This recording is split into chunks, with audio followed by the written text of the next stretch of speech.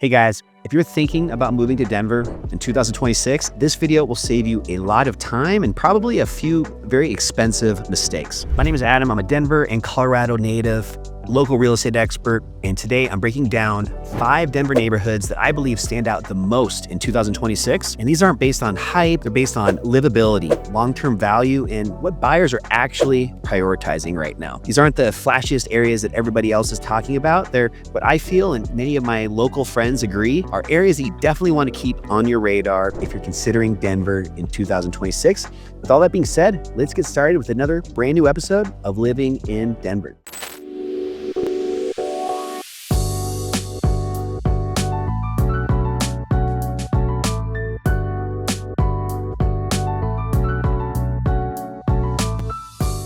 All right, so we're gonna jump right into the first of the 5 neighborhoods. And before we do, that info you're seeing down below, that's all my contact info. If you have any questions when you watch this video, feel free to reach out. I love connecting, and more importantly, just love providing value in any way I can. So don't be a stranger, reach out. I'd love to help you guys out in any way I can. But going back to the first of these 5 Denver neighborhoods in 2026, and these aren't in any particular order, but the first one that I wanna share with you is Wellshire. Wellshire, in my opinion, is one of the most underrated neighborhoods in all of Denver. It sits in the south central part of Denver, just east of Washington Park, and it has really good, easy access to the highway I-25, as well as the Denver Tech Center and Cherry Creek, one of my favorite areas for restaurants and fine dining. All kinds of great stuff. But within Wellshire, most homes are typically in the 1940s through 1960s vintage, a lot of ranches and brick homes, and they're often on larger lots, which is something I personally love and something that's pretty rare to find, especially when you're in an area like Wellshire that's fairly close to the urban areas within Denver. But the reason I wanted to put Wellshire on my list today is actually for something different. It's about stability. So homes do not turn over very often here, and that's because, as you can guess, because people love this area. They move in and they stay long-term. Buyers today are, craving a lot of peace, pride of ownership, and proximity to a lot of great amenities that Denver has to offer. And Wellshire delivers, really, in my opinion, on all 3 of these. I actually had some clients that I met through YouTube that became really close friends of mine, and I helped them buy an investment property in Wellshire just last year. And we learned so much about this area. And even as a Colorado and Denver native, I wasn't that familiar with Wellshire until starting to help out these great clients of mine. And some of the reasons why we really identified this as a great area is it had very, very strong school district ratings. Lots of people were really choosing this part of Denver just because of the school district it was in. And again, going back to the very low turnover and the very high level of pride of ownership and quality of homes that are getting redeveloped in this area. What I mean by this is those 1940s, 50s, 1960s homes that are typically found in Wellshire. There are so many now that have been bought up and redeveloped and just improved upon. And now you're seeing homes in Wellshire well over the $2 million mark. So you have a lot of just value and appreciation in this area. And I don't see that changing anytime soon. So definitely putting it on my top 5 list for 2026. I don't think it's always going to be an opportunity, but I think for 2026, this could be the last chance to really get in this very, very desirable neighborhood. All right, so now moving on from Wellshire to the second area that I think is definitely worth putting on your radar for 2026, and that's gonna be Wheat Ridge, but specifically an area called Applewood. So when you look at Applewood and Wheat Ridge on a map, you can see that in Wheat Ridge, you have an area just to the west, which is basically between Golden and Wheat Ridge, called Applewood. This is an area that I'm very familiar with because I grew up very close to here, went to Wheat Ridge High School, and had a lot of friends and family even that lived in the Applewood area.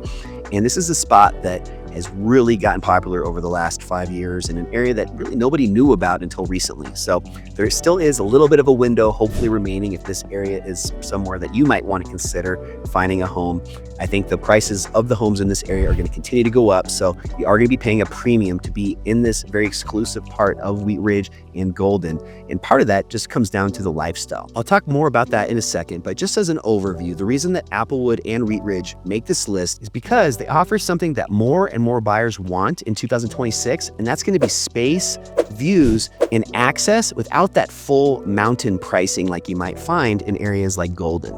But since you are so close to I-70 and right next door to Golden, what's great about this is you have easy access to I-70 where you can hop on and off at a moment's notice and get up to the mountains in about as quick as any place in Denver. There really aren't many areas that are closer to the foothills than Applewood. So if you guys are really valuing proximity to the mountains, this could be a huge advantage for you when it comes to getting a jump start on the Saturday morning ski traffic, or just being able to go up after work on a weeknight and not have it take you an hour and a half just to get through town to get up to these areas. Instead, you have a direct access, and it'll be much more enjoyable if this is something you're doing on a regular basis. But overall, in this Applewood, but also just general Wheat Ridge part of Denver, something I want to share with you guys is that, the housing inventory is really made up mostly of mid-century modern, or at least mid-century ranch style homes.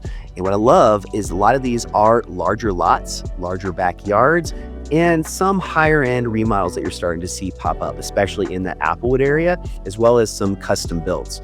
Coors Brewery is a big staple when it comes to the area of Golden, and a lot of people that have either been employed by Coors or just value being really in close proximity to Golden choose Applewood. And this part of the Wheat Ridge Applewood area is now seeing homes that are being built that are even in the $3, $4, $5 million plus range. So you really have a huge range of options when it comes down to Applewood and Wheat Ridge. Now, one other kind of a local insider tip about this part of Denver is a huge redevelopment that happened over the last couple of years, and that is the relocation of Lutheran Hospital. So one big 2026 story that I want to share with you guys is now that the new Lutheran Hospital is finished, and that's located in more of that Applewood area of Wheat Ridge and Applewood and Golden.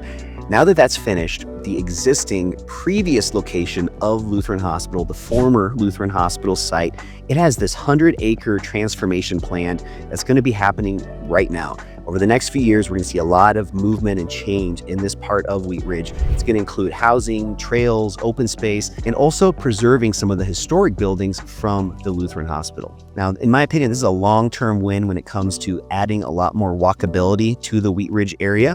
Where the old Lutheran Hospital was located, where this redevelopment is happening, is actually right across the street practically from a home that I grew up in and went to elementary school in.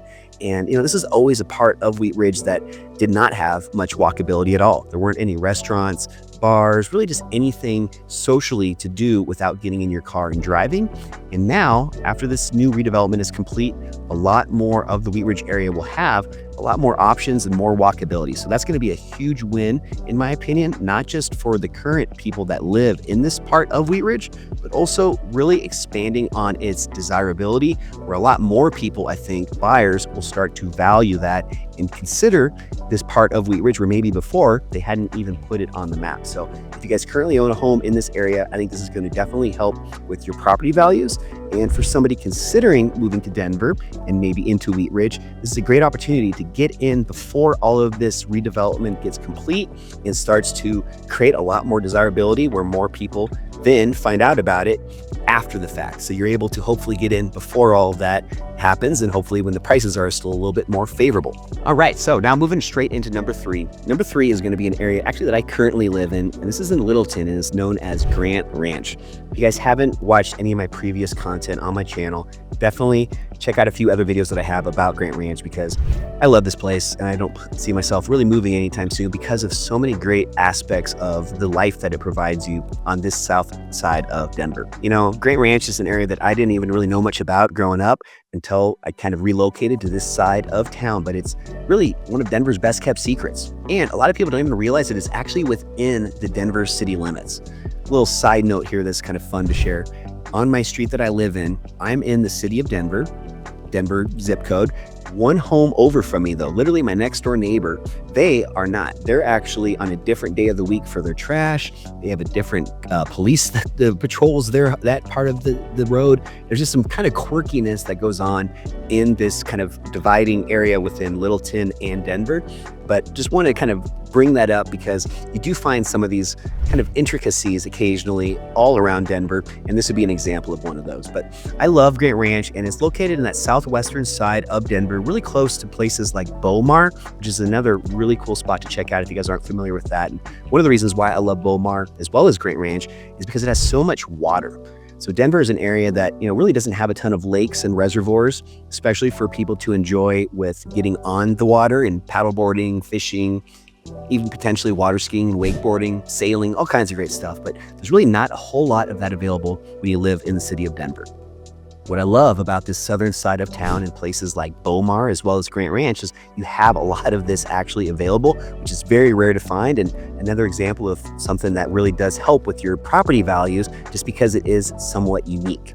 Now, as opposed to the area like Wheat Ridge and Applewood, where the homes were typically built back in the 1940s and 50s, in this area in Grant Ranch, you're looking at a lot newer constructions. This is a lot newer of a development. It's a master plan community, one of my favorites in the state. And the way that I like to describe Grant Ranch is that homes are mostly here, in the 1980s and 1990s vintage, often on cul-de-sacs, large lots. Definitely gives the neighborhood overall a very calm, kind of a family-focused feel. Really, in my opinion, I like to say this as a realtor, the word safe, but I feel like it is personally. And part of that reason for that is just because of all these great trails and parks that are available for anybody that lives in Grant Ranch, and they're never being used. They're always just empty and available to whoever is in the area that wants to enjoy some peace and just get out and maybe even take your dog off the leash, throw the football or a frisbee. Just there's so many areas within Grant Ranch to enjoy in the public places within the master plan community. Now, to play devil's advocate, I guess here the one reality check or one potentially negative for some of you guys is if you are someone that really doesn't really want an HOA, a homeowner association, you're a little bit concerned about maybe the fees or just some of the rules that go along with that. That's okay. HOAs aren't for everybody. But if you do want a true suburb style lifestyle without leaving the city of Denver, Grant Ranch, in my opinion, is pretty hard to beat. All right, and with that, let's just jump right into number 4. Number 4 is going to be Arvada. Now, in my opinion, Arvada is one of the most balanced cities in the entire Denver metro area, and that's exactly why it belongs on the list for 2026. It sits just northwest of downtown Denver and excellent access to Golden, Boulder, and even parts of downtown, especially with the fact that you have not only I-70, but you also have the G line, which is part of our light rail system, which can take you on a straight shot to Union Station, which is located in downtown Denver. So if you guys are maybe commuting a lot to the Denver International Airport for work, when you live in Arvada, you have some really convenient, just easy ways to get out to the airport, as well as just to commute to downtown Denver. So if you do even just work in the city on a daily basis, this is one of the few parts of town where you have a lot of very easy access public transportation that is very, very efficient. Now, when it comes to housing in Arvada, there's quite the range. It can go everything from historic homes in an area called Old Town Arvada to other types of homes like mid-century ranches and even newer master plan communities in areas like Layden Rock. I also really, really like an area in Arvada that's known as Five Parks. I actually have a sister with special needs, and she worked in a amazing coffee shop called Steamers in Jack's, and she was there for several years. And just one little quick example of how an area like Arvada does really embrace a lot of community. There's lots to do, lots of options when you're looking for housing in this Arvada area. So anytime I have people that come out to explore Denver and consider different neighborhoods to live in, Arvada is always an area that I at least want to show them because it really does fit so many different lifestyles and different preferences. So definitely put Arvada on your list. And in addition to all of that, one other, I think, big reason why Arvada really is standing out to me personally in 2026 is their intentional focus on growth. The city of Arvada actually recently secured a significant state housing funding and is really kind of balancing this new housing while still maintaining a lot of the community character. One of my other favorite areas in Arvada is Old Town, which is some of the best walkability, in my opinion, in all of Denver. There's a few other areas that have, I think, comparable walkability, but Old Town Arvada really does have that perfect balance where you're close to a lot of the action, a lot of more urban type settings close by, but you also have this little kind of mini community in this Old Town neighborhood where some of the streets are pedestrian only, just a lot of locally owned and operated businesses, and just that feel when walking through the neighborhood, you see familiar faces and other people in the community that you recognize, and just has that different sense of community that you don't really find in some of the other parts of Denver that are larger, areas like Aurora or even Littleton. And then one last thing about Arvada that I just have to share with you before moving on. There are parts of Arvada in an area known as unincorporated Jefferson County. Anytime you're in an unincorporated area, one of the best things about that is there's a lot less restrictions. So on the previous neighborhood that I shared with you, Grant Ranch, we talked about HOAs and how for some people that's a deal breaker. They really don't want that. Arvada, in my opinion, is probably one of the best areas to consider if that's something that you don't want to have is an HOA because of this unincorporated Jefferson County portion of Arvada where they are very lenient. And in fact, a lot of people even have businesses ran out of their home because of the much less restrictions when it comes to zoning and what can and can't be done in your residence. You're also going to find a lot more ADUs or accessory dwelling units that could potentially be used as a source of revenue through a rental, even in some cases a short-term rental. There's just a lot more creativity that can be done when you're in Arvada. So if you are looking for that, definitely not only focus on Arvada, but specifically the unincorporated Jefferson County portion of Arvada. All right, and then with that being said, let's just jump right into the last, number 5 of the best neighborhoods in 2026. And this one is going to be Golden. You know, I've had Golden on the top of my list personally for pretty much my entire life for a few different reasons that I'll share in a second. But overall, Golden has just always been desirable to a lot of people. But in 2026, the reason I wanted to specifically share it with you guys on this video is because it's evolving right now in ways that make it even more compelling in the long term. So if you're not familiar, Golden sits just to the west of Denver, a little bit west even of Arvada and Applewood, and it's right at the base of the foothills. And it has that direct access, as I shared earlier, with I-70, and you have that immediate access to the mountains for all the great recreation that's at our fingertips. Skiing, hiking, mountain biking, even just a quick 10-minute drive to Red Rocks Amphitheater, one of the best music venues in the entire world. You know, in Golden, you are going to find everything from historic homes, townhomes, even some hillside properties, and some very, very luxurious foothills estates. That lifestyle here is really built into the community. Tons of trails. You've got Clear Creek, which is really fun in the summertime. Lots of breweries, and just a really walkable downtown. Downtown Golden is one of my favorite areas when it comes to walkability. Lots of restaurants, lots of character, just lots of community, so many great things going for it. So if you guys are really looking for walkability, in addition to maybe that Old Town Arvada, I would also put Downtown Golden on your list.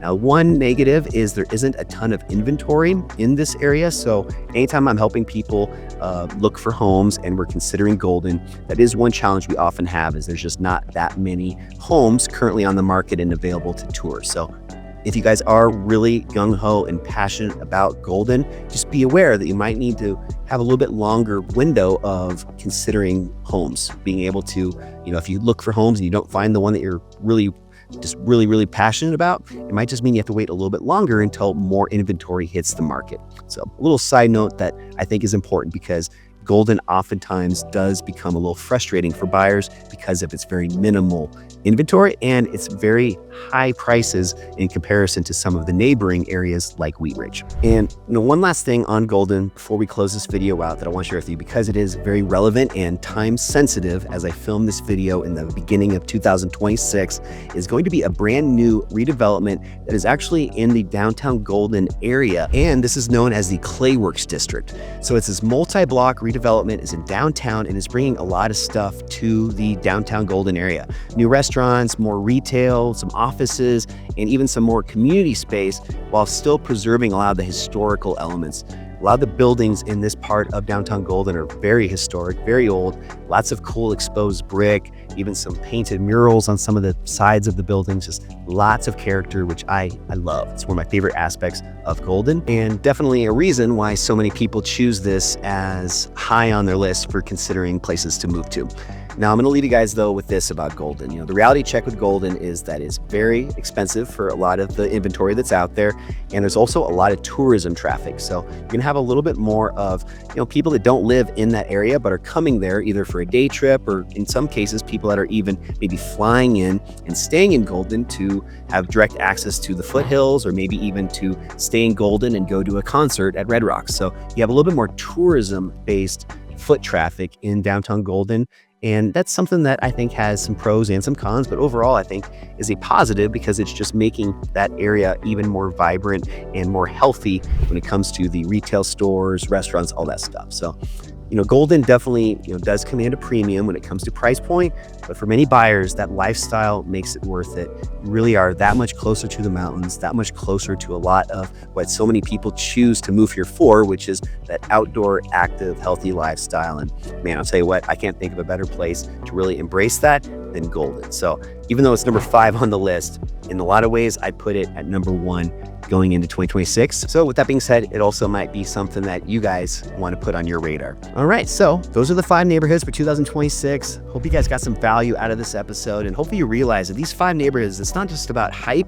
This is about livability, stability, and that long-term upside as we continue into 2026. And if you guys want any more info on these 5 neighborhoods specifically, or really any others for that matter, make sure you guys check out my Locals Guide to Denver. It's brand new. Click a link down below, or I'll put it in the show notes. It's free, online download, and it actually has 20 of my favorite neighborhoods all around Denver. Best restaurants, bars, parks, coffee shops, just everything that you need to know about those areas. And I know it'll be definitely helpful if you are still trying to decide what areas within Denver best fit what you're looking for. So make sure you guys get a free copy of that. And until next week, hope you have a great rest of your day. And I look forward to sharing another brand new episode next time on Living in Denver. I'll see you guys then. Bye.